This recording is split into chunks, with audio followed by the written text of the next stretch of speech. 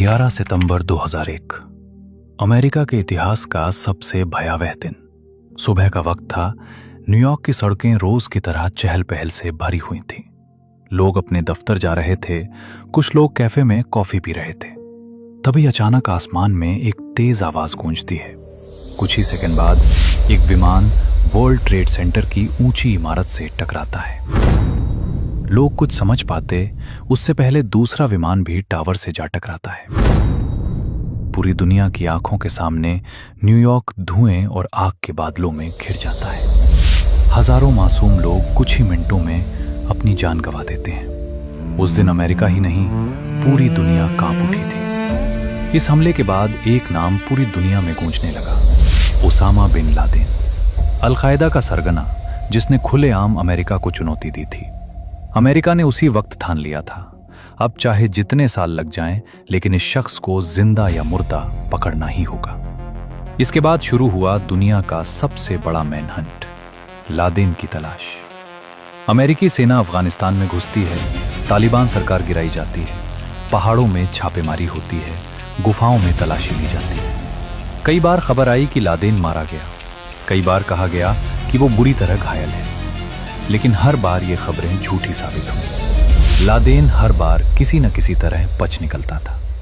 साल दर साल बीतते गए, 2002, 2003, 2004, लेकिन लादेन का कोई पक्का सुराग नहीं मिला। CIA की टीमें पाकिस्तान अफगानिस्तान बॉर्डर पर लगातार काम कर रही थीं। फोन कॉल्स ट्रैक किए जाते थे, सैटेलाइट से इलाकों की तस्वीरें ली जाती थीं। कई संदिग्ध लोगों को पकड़ा गया, पूछताछ हुई। ओसामा बिन लादेन की तलाश में CIA को लगभग 10 साल लग गए। 2001 से लेकर 2010 तक अमेरिका ने अफगानिस्तान से लेकर पाकिस्तान की सरहदों तक हर संभव जगह पर उसकी खोज की, लेकिन हर बार हाथ खाली ही रहे। कई बड़े आतंकी पकड़े गए, कई से कड़ी पूछताछ भी हुई, लेकिन ओसामा तक पहुंचने वाला कोई पक्का सुराग नहीं मिल पाया। CIA के अफसरों को लगने लगा था कि या तो ओसामा मर चुका है या फिर वो इतनी सुरक्षित जगह पर छुपा है जहां तक पहुंच पाना लगभग नामुमकिन है। इसी दौरान ग्वांतानामो बे जेल में बंद अल-कायदा के कुछ कैदियों से पूछताछ की जा रही थी। इन्हीं पूछताछों के दौरान एक नाम बार बार सामने आने लगा, अबू अहमद अल-कुवैती। कैदियों ने बताया कि Abu Ahmed al-Kuwaiti Osama bin Laden का बेहद भरोसेमंद आदमी था और वही उसके लिए संदेश पहुंचाने का काम करता था। लादेन बाहर की दुनिया से संपर्क रखने के लिए इसी एक शख्स पर भरोसा करता था। CIA को यहीं पहली बार लगा कि अगर इस आदमी तक पहुंचा जा सके तो शायद ओसामा तक पहुंचने का रास्ता मिल जाए। इसके बाद CIA ने अबू अहमद अल-कुवैती को ट्रैक करना शुरू किया। उसके फोन कॉल्स पर नजर रखी जाने लगी, उसके संपर्कों को खंगाला जाने लगा और जहां जहां वो जाता था उसकी हर गतिविधि रिकॉर्ड की जाती थी। काफी वक्त तक वो CIA की नजरों से बचता रहा, लेकिन आखिरकार एक दिन उसकी लोकेशन ट्रेस हो गई। पता चला कि अबू अहमद अल-कुवैती पाकिस्तान के एबटाबाद शहर में आना जाना करता है। सितंबर 2010 में अल-कुवैती इस्लामाबाद से निकलता है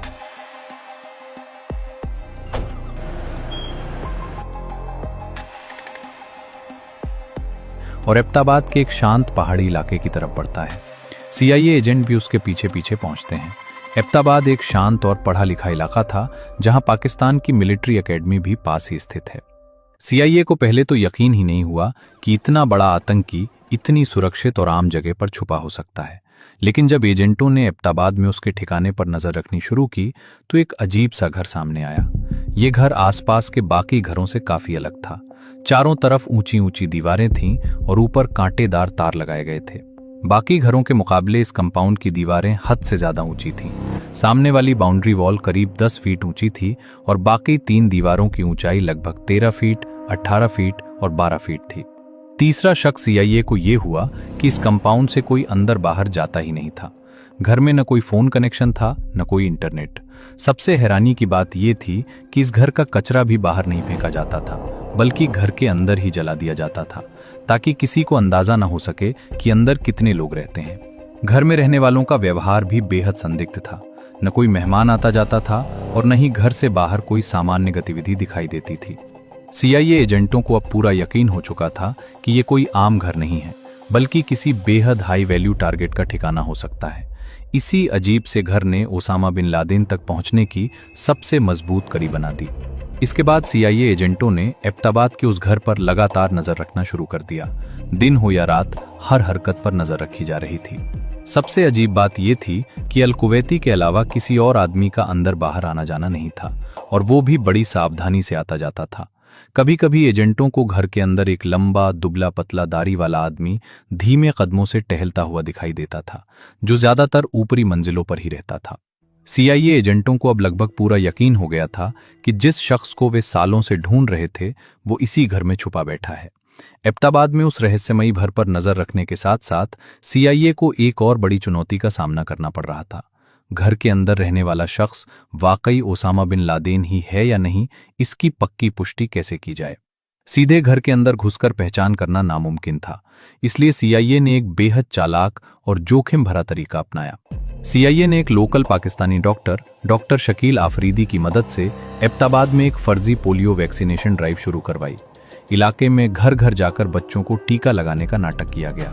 असल मकसद ये था कि किसी तरह उस बड़े घर के अंदर पहुंचकर वहां रहने वाले बच्चों से डीएनए का सैंपल लिया जा सके। Doctor Shakeel Afridi vaccination team के साथ उस कंपाउंड तक पहुंचने में कामयाब हुआ। एबटाबाद से लौटते ही नेवी सील्स सबसे पहले ओसामा बिन लादेन की पहचान पक्की करने की प्रक्रिया में लग जाते हैं। अफगानिस्तान के बगराम एयरबेस पर उसके डीएनए सैंपल लिए जाते हैं और उन्हें तुरंत जांच के लिए भेज दिया जाता है। कुछ ही घंटों में रिपोर्ट आ जाती है। इसके बाद सीआईए की तरफ से अमेरिका के राष्ट्रपति बराक ओबामा को ओसामा बिन लादेन की पुख्ता लोकेशन, उसके ठिकाने का पूरा मैप और पूरे ऑपरेशन की हर छोटी बड़ी जानकारी दी गई। व्हाइट हाउस के सिचुएशन रूम में कई हाई लेवल मीटिंग्स हुई। रिस्क बहुत बड़ा था, क्योंकि अगर मिशन फेल हो जाता तो अमेरिका को पूरी दुनिया के सामने शर्मिंदगी झेलनी पड़ती। लेकिन ओबामा जानते थे कि ये मौका शायद दोबारा न मिले। काफी सोच विचार और सलाह मशविरा करने के बाद राष्ट्रपति बराक ओबामा ने इस खतरनाक मिशन को हरी झंडी दे दी। इस सीक्रेट ऑपरेशन को नाम दिया गया ऑपरेशन नेपच्यून स्पीयर। इसके बाद स्पेशल फोर्सेस की तैयारी शुरू हुई। अफगानिस्तान के जलालाबाद में मौजूद अमेरिकी सैन्य बेस पर यूएस नेवी सील्स की चुनी हुई टीम को अलर्ट पर रखा गया। ये कोई आम सैनिक नहीं थे, बल्कि ऐसे कमांडोज थे जिन्हें दुनिया के सबसे खतरनाक मिशनों के लिए ट्रेन किया गया था। मिशन के लिए खास तरह के स्टेल्थ ब्लैक हॉक हेलीकॉप्टर चुने गए, जिन्हें इस तरह डिजाइन किया गया था कि उनकी आवाज बहुत कम हो और वे दुश्मन के रडार में आसानी से पकड़ में न आए। अंधेरी रात में बिना किसी लाइट के और बिना किसी शोर के ये हेलीकॉप्टर पाकिस्तान की सीमा पार करने वाले थे। मिशन का मकसद बिल्कुल साफ था, ओसामा बिन लादेन को पकड़ना। अगर वो जिंदा हाथ आ जाए तो उसे अमेरिका ले जाना, और अगर वो विरोध करे तो वहीं खत्म कर देना। यानी इस ऑपरेशन में एक ही आदेश था, जिंदा मिले तो ठीक, वरना दुश्मन को वहीं ढेर कर दो।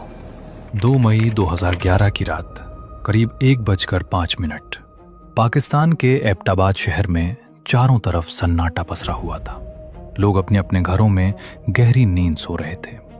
किसी को भनक तक नहीं थी कि उनके शहर में इतिहास का सबसे बड़ा आतंकवाद विरोधी ऑपरेशन शुरू होने वाला है।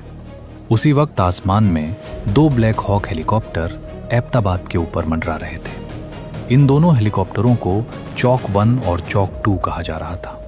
सबसे पहले चौक 2 ओसामा बिन लादेन के कंपाउंड के मेन गेट के लगभग सामने होवर करने लगा। यह चौक 2 का मकसद था 4 नेवी सील कमांडोज, एक कॉम्बैट असॉल्ट डॉग जिसका नाम कायरो था और उसके हैंडलर को उतारना। इसी तरह चौक 1 हेलीकॉप्टर में भी 12 सील सवार थे, यानी कुल 24 कमांडोज को ओसामा बिन लादेन को पकड़ने या खत्म करने के लिए भेजा गया था। सामने वाले रास्ते पर कुछ सील्स को उतारने के बाद चौक 2 हेलीकॉप्टर बाकी बचे सील्स को ओसामा के कमरे की छत के पास उतार देता है और फिर अपनी शुरुआती पोजीशन पर वापस जाकर होवर करने लगता है। अब बारी थी चौक 1 हेलीकॉप्टर की। चौक 1 का प्लान था कि वो ओसामा के घर के सामने बने लॉन में लैंड करेगा, लेकिन तभी एक अनहोनी हो जाती है। चौक 1 अचानक एयर वॉर्टेक्स फ्लो नाम की दुर्लभ स्थिति का शिकार हो जाता है। आसान शब्दों में कहें तो हेलीकॉप्टर के आसपास हवा का बहाव इस तरह बिगड़ जाता है कि हेलीकॉप्टर अपना बैलेंस खो देता है। नतीजा ये हुआ कि दुनिया के सबसे बेहतरीन पायलट्स के हाथों में होने के बावजूद चौक 1 संतुलन खो बैठा, अपनी तय जगह से हटकर बगल वाले कंपाउंड में जा गिरा। सबसे पहले उसका अगला हिस्सा जमीन से टकराया और फिर उसकी पूंछ दीवार से टकराकर टूट गई। यह हादसा बहुत बड़ा था, लेकिन राहत की बात यह थी कि हेलीकॉप्टर में मौजूद सभी 12 सील कमांडोज सुरक्षित बाहर निकल आए। हैरानी की बात यह थी कि इतना बड़ा हादसा होने के बावजूद ओसामा और उसके साथ मौजूद लोग गहरी नींद में सोते रहे और घर के अंदर कोई खास हलचल नहीं हुई। हेलीकॉप्टर से उतरते ही सील सबसे पहले दीवार के पास पहुंचे, मेन गेट पर विस्फोटक लगाकर रास्ता खोला, फिर अंदर मौजूद एक और गेट को भी ब्लास्ट से तोड़ा और पार्किंग एरिया से होते हुए गेस्ट हाउस की तरफ बढ़े। जैसे ही सील टीम गेस्ट हाउस के दरवाजे के पास पहुंची, अंदर से आवाजें आने लगीं और तभी अचानक AK-47 से गोलियां चलने लगीं। गोली चलाने वाला शख्स था अबू अहमद अल कुवैती। उस वक्त गेस्ट हाउस के अंदर 4 लोग मौजूद थे, 2 छोटे बच्चे जिनके ऊपर कंबल डाले गए थे, अबू अहमद की पत्नी और खुद अबू अहमद अल कुवैती, जो ओसामा बिन लादेन का सबसे भरोसेमंद पाकिस्तानी कुरियर और दाहिना हाथ माना जाता था। जवाबी कार्रवाई में सील्स की गोलियां अबू अहमद को लगीं और वो वहीं ढेर हो गया। इसके बाद उसकी पत्नी बाहर निकलकर चिल्लाने लगी कि तुमने उसे मार दिया है। उसने ऐसा इसलिए किया ताकि सील्स फायरिंग रोक दें और बच्चों को गोली न लगे। सील्स ने अबू अहमद की पत्नी को हिरासत में लिया और ऑपरेशन आगे बढ़ाया।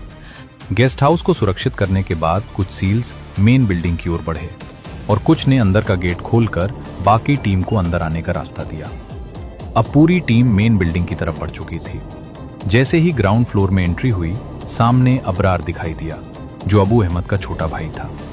उसके साथ उसकी पत्नी और बच्चे मौजूद थे। फायरिंग शुरू होते ही अबरार की पत्नी आगे कूद पड़ी और गोलियां उसे लग गईं। इसके बाद सील्स ने अबरार को भी मार गिराया। बच्चों को एक जगह सुरक्षित इकट्ठा कर लिया गया। इसके बाद टीम फर्स्ट फ्लोर की ओर बढ़ी, जहां ओसामा का बेटा खालिद मौजूद था। पूरे कंपाउंड की लाइट पहले ही बंद कर दी गई थी और सील्स नाइट विजन गॉगल्स के जरिए देख रहे थे।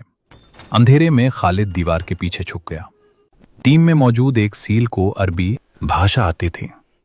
उसने धीरे से अरबी लहजे में खालिद खालिद कहकर उसे बाहर झांकने पर मजबूर किया और जैसे ही खालिद ने झांका, उसे गोली मार दी गई। फर्स्ट फ्लोर पर मौजूद बच्चों को सुरक्षित किया गया और टीम सेकंड फ्लोर की ओर बढ़ गई। पूरे कंपाउंड की सुरक्षा के लिए गेस्ट हाउस और मेन बिल्डिंग की छतों पर स्नाइपर्स तैनात थे, ताकि अगर पाकिस्तानी सेना या कोई बाहरी खतरा आए तो उसे रोका जा सके, क्योंकि ये मिशन पाकिस्तान को बिना बताए किया जा रहा था और पकड़े जाने पर हालात बहुत बिगड़ सकते थे। आखिरकार सील टीम सेकंड फ्लोर पर पहुंचती है।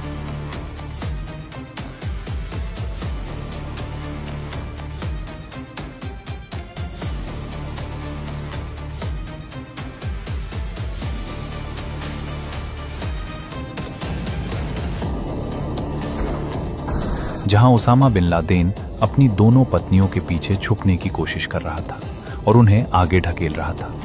उसकी पत्नियां गोली न चलाने की गुहार कर रही थीं, लेकिन उसी पल एक सील ने मौका मिलते ही ओसामा के सिर पर गोलियां दाग दी। ओसामा बिन लादेन वहीं गिर पड़ा। उसकी मौत के बाद उसकी पत्नियां उसके शरीर से लिपट कर रोने लगीं। सील टीम ने पहचान की पुष्टि करने के लिए उसकी पत्नियों से पूछा, लेकिन वे कुछ नहीं बोली।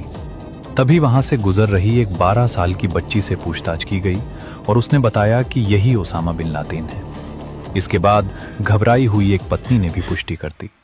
पहचान कंफर्म होते ही सील्स ने सैटेलाइट फोन पर अपने commander vice admiral William McRaven को कोड वर्ड में सूचना दी, Geronimo Geronimo Geronimo Geronimo EKIA, यानी टारगेट खत्म कर दिया गया है। यह खबर मिलते ही व्हाइट हाउस के सिचुएशन रूम में बैठे राष्ट्रपति बराक ओबामा और उनकी टीम की खुशी का ठिकाना नहीं रहा। इसके कुछ ही देर बाद राष्ट्रपति ओबामा देश को संबोधित करने के लिए सामने आते हैं। उनका संदेश साफ और गंभीर था। आज रात अमेरिका ने एक ऐसा ऑपरेशन पूरा किया है जिसमें अल कायदा के नेता ओसामा बिन लादेन को मार गिराया गया है।